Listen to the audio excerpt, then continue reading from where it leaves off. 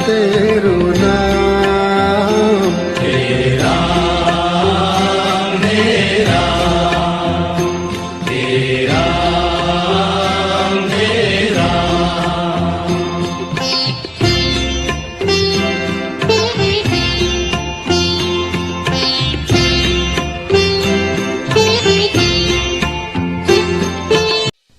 मजबूती, उपयोगिता और सुंदरता हम समझते हैं एक परफेक्ट प्री इंजीनियर्ड बिल्डिंग का हर पहलू।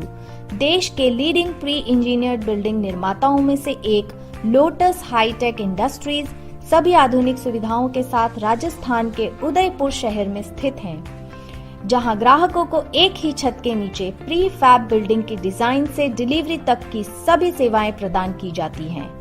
मजबूत, सुंदर और इंटरनेशनल स्टैंडर्ड्स की प्री फैब बिल्डिंग्स कम लागत पर देश में ही निर्मित कर सप्लाई करने के उद्देश्य से स्थापित लोटस हाईटेक इंडस्ट्रीज आज तुलनात्मक रूप से छोटे स्तर पर कार्यरत होने के बावजूद अंतर्राष्ट्रीय स्तर की बड़ी बड़ी कंपनियों जैसी गुणवत्ता और सेवाएं देने के लिए जानी जाती हैं।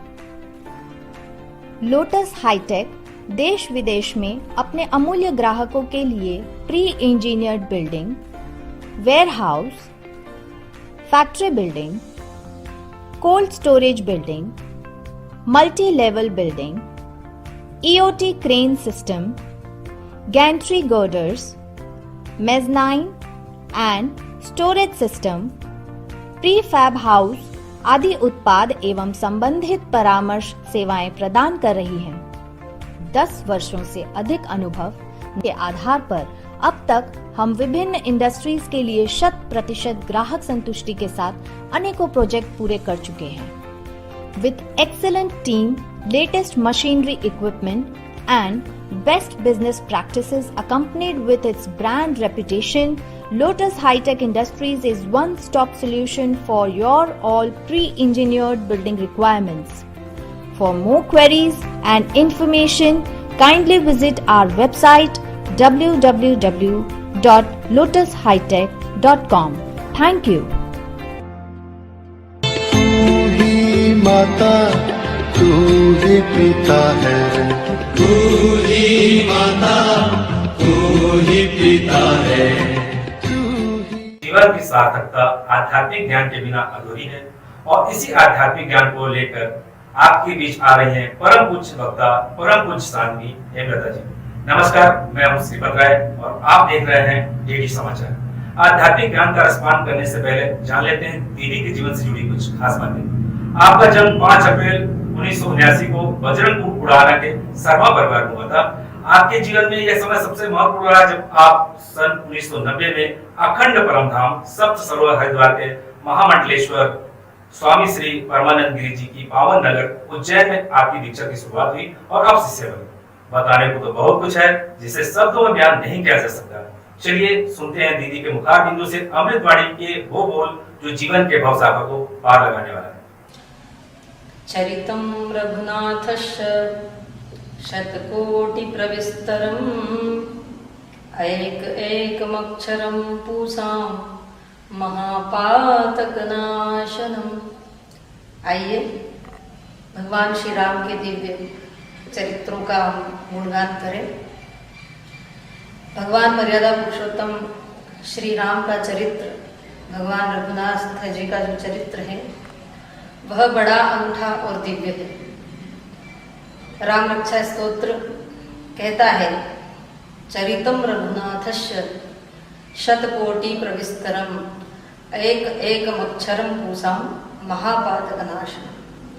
भगवान श्री राम के दिव्य चरित्रों का जो गुणगान हम करते हैं और उनका जो चरित्र का एक एक अक्षर है वह महापातकों का नाश करने वाला है।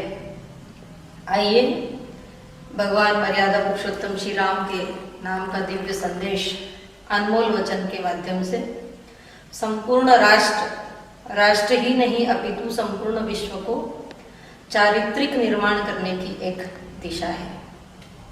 हम प्रारंभ करते हैं रामचरितमानस की पावन कथा का, जो अपने आप में ही एक अनूठा ग्रंथ है। रामचरितमानस और नैतिकता का सागर है।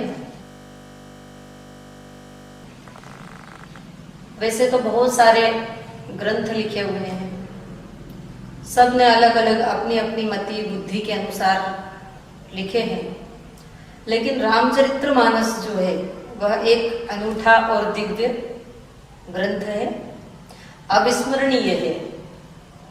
और गोस्वामी तुलसीदास जी महाराज ने रामचरितमानस जब लिखा तो पता नहीं उनके अंदर ईश्वरीय शक्ति ऐसी प्रवाहित हुई, जो तुलसीदास जी महाराज बहुत ज्यादा उस समय पढ़े लिखे भी नहीं होंगे मेरे हिसाब से, बहुत सारी डिग्रियां भी उनके पास नहीं होगी, लेकिन मैंने रामचरितमानस की कथाओं में, जब कथाएं मैं कहती हूँ और जब जब मैं अध्ययन करती हूँ, स्वाध्याय करती हूँ, तो मैंने पढ़ा कि रामचरितमानस के अंदर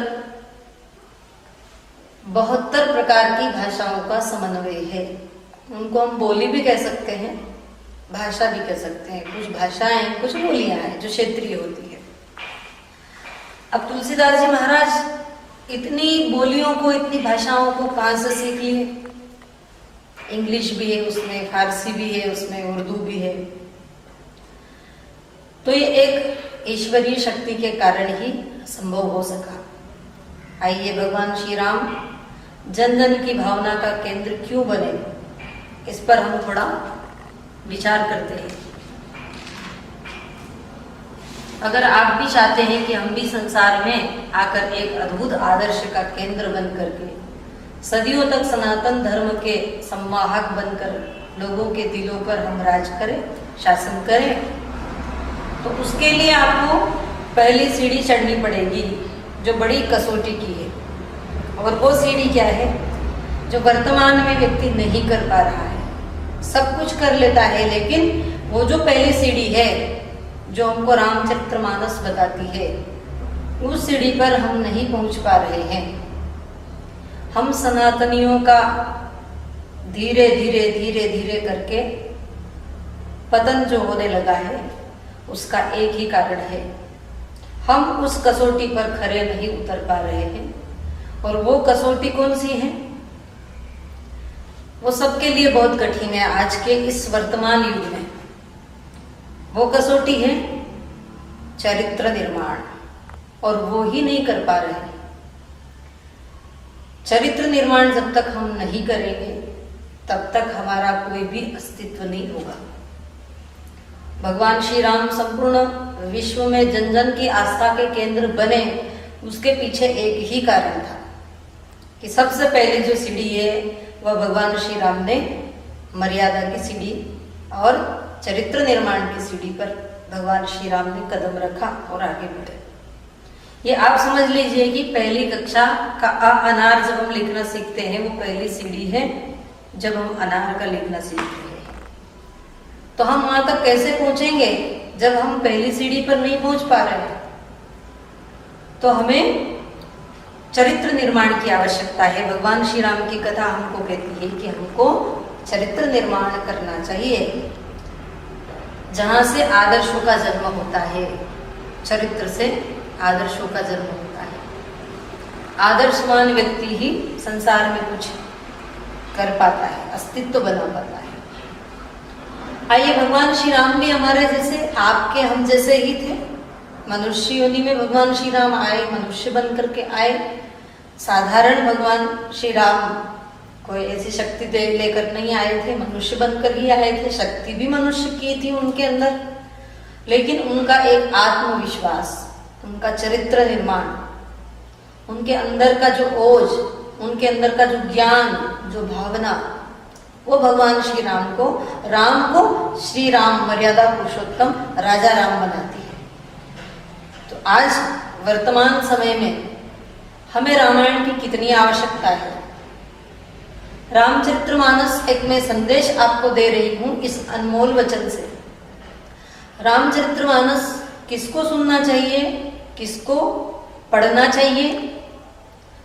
तो रामचरितमानस बच्चा पढ़े, युवा पढ़े, वानप्रस्थी पढ़े, वृद्ध पढ़े, सन्यासी पढ़े, छोटे बच्चे पढ़े, कन्याएं पढ़े, युवा बहनें पढ़े और घर की गृहिणी पढ़े और वृद्ध माँ भी पढ़े। वो इसलिए कि सबसे कहीं ना कहीं हमारे संबंध जुड़े हैं। बच्चा है तो बच्चे से संबंध हमारा जुड़ा हुआ है, युवा है तो युवा से संबंध जुड़ा हुआ है, एक दूसरे के पूरक है और ये अवस्थाएं भी एक दूसरे की पूरक है। और अवस्था हम सबकी बाल्यावस्था आती है, युवा अवस्था आती है, वानप्रस्था आती है, संन्यास की अवस्था भी हमारी आती है, जिसको हम अंतिम अवस्था उत्तर अवस्था भी कह सकते हैं। तो रामचरितमानस सबको पढ़ने की आवश्यकता है। आज वर्तमान पुकार कर रहा है कि राम के आदर्श कहाँ चले गए। उन राम के आदर्शों को हमें जीवन में अपनाना पड़ेगा। रामचरितमानस इसलिए बच्चों को पढ़ना चाहिए क्योंकि जो बच्चा है वो हमारे देश का भविष्य है। रामचरितमानस युवा को इसलिए पढ़ना चाहिए क्योंकि आज का वर्तमान है। रामचरितमानस इसलिए उन वानप्रस्थियों को पढ़ना चाहिए जिन्होंने अपने जीवन में बहुत सारी संपत्तियां अर्जित की, बहुत सारा धन अर्जित किया, कई घरों के अंदर दीवारों के अंदर धन छुपा करके रखा, किसी ने बैंक के लॉकर में छुपा करके रखा और जीवन पर्यंत धर्म का कार्य ही नहीं किया, जीवन पर्यंत पुण्य का कार्य ही नहीं किया, जिन्होंने केवल खाया और कमाया बस, और पता नहीं कब हमारा अंतिम दिन आ जाएगा। तो ये जो हमारी वानप्रस्थ अवस्था है ये होती है जब आप अपने माता पिता के ऋण से ऋण हो जाते हैं, जब आपके माता पिता संसार में नहीं रहते हैं और आपके बच्चों का विवाह हो जाता है इत्यादि सारे कार्यों से निवृत्त हो जाते हैं, तब आपको अपने बच्चों को सारे घर की जिम्मेदारियां सौंप करके जो जीवन में कमाई हुई संपत्ति है उस संपत्ति को अच्छी जगह लगाना, तीर्थों में जाना, तीर्थ निर्माण करना, मंदिरों को बनवाना और लोगों के लिए प्याऊ लगवाना, आश्रमों का निर्माण करवाना, जो गरीब लोग हैं उनकी बेटियों के विवाह करवाना, वृद्धों को भोजन देना इत्यादि संसार में अनेक ऐसे सेवा के कार्य हैं जो आप वानप्रस्थ अवस्था में कर सकते हैं। आप कथाएं करा सकते हैं, आप यज्ञ करा सकते हैं, सामर्थ्यवान है। इसलिए मैं देश के सभी उन लोगों से आप निवेदन करती हूँ, आग्रह करती हूँ कि जीवन में पैसा बहुत कमाए, बहुत कमाए, बहुत कमाए, लेकिन उस पैसे का सदुपयोग होना चाहिए। पैसे का सदुपयोग तभी होगा जब आपकी आवश्यकता की पूर्ति हो जाएगी, आप ग्रस्त जीवन से निवृत्त हो जाएंगे, आपकी वानप्रस्थ अवस्था आ जाएगी, तब आपको उस धन का सदुपयोग करना है। और अपने जीवन में मैंने कई ऐसे उदाहरण देखे हैं, कई लोग ऐसे हैं जो जीवन भर कमाते हैं लेकिन अपने लिए बुढ़ापे के लिए कुछ नहीं बचाते, तो जीवन भर तो कमाने में ही चला गया, जीवन भर बच्चों की सेवा में चला गया, बच्चों की शादी विवाह करने में चला गया, घर बनाने में चला गया, व्यवसाय में चला गया, फिर आपके पास बचा क्या है? क्योंकि मरना तो सबको है एक दिन, लेकिन मरने वाले सब अपना नाम यहाँ करके नहीं जाते। जितने लोग ये सभी मरेंगे, हम आप सब मरेंगे, लेकिन अस्तित्व वही बना करके जाता है जो जीवन में कुछ स्वाध्याय करता है, सत्संग में जाता है और जीवन में जिसने ज्ञान अर्जित कर रखा है वो संसार में रहते हुए भी भगवान श्री राम की मर्यादाओं का पालन करता है। तो इसलिए हमें कथाओं को सुनने की आवश्यकता है।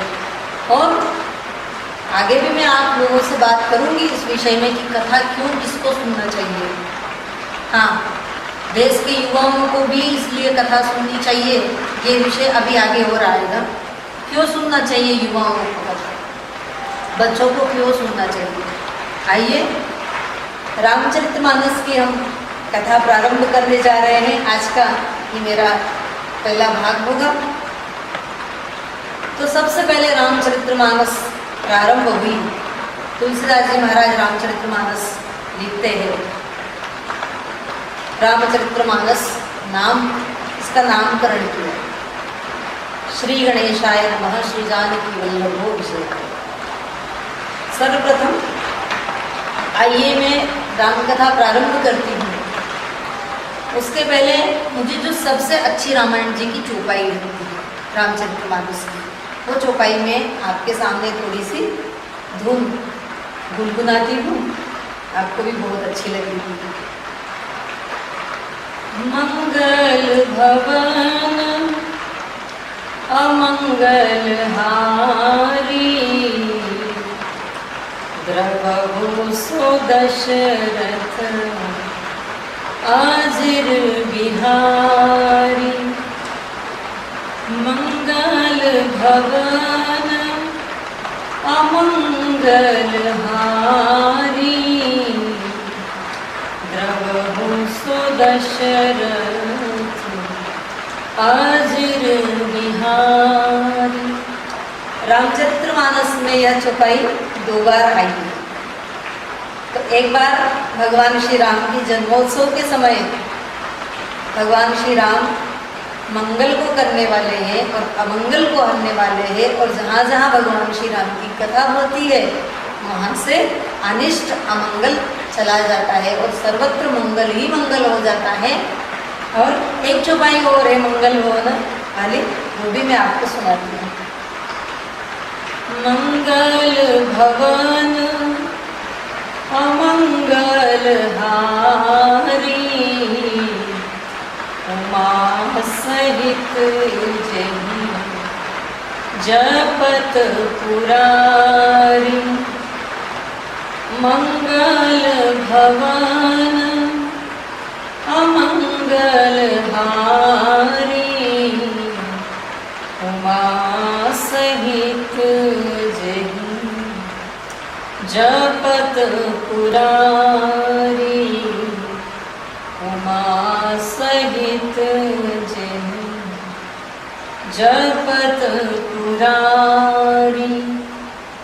श्री राम जय राम जय जय राम, श्री राम जय राम जय जय राम, श्री राम जय राम जय जय राम।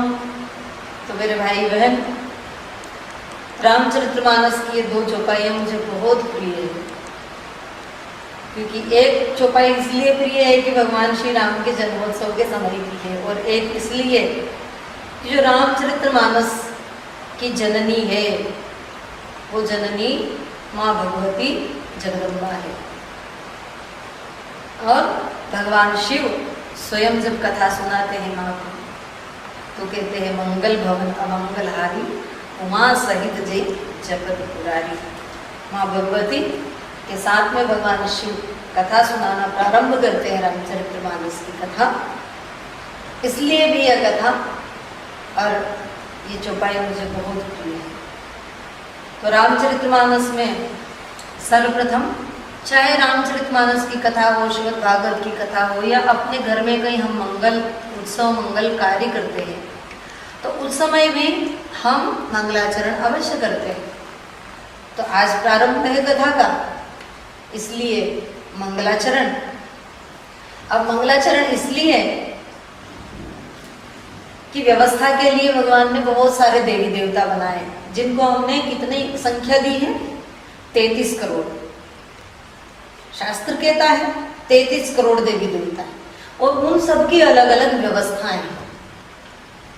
तो हर एक देवता हर एक कार्य का है। जैसे हमारे यहाँ पर शासन चलता है, जैसे देश को चलाने के लिए प्रधानमंत्री, राष्ट्रपति, उपराष्ट्रपति, जो जो रहते हैं, मंत्री, संतरी, विधायक, ये सब जो रहते हैं,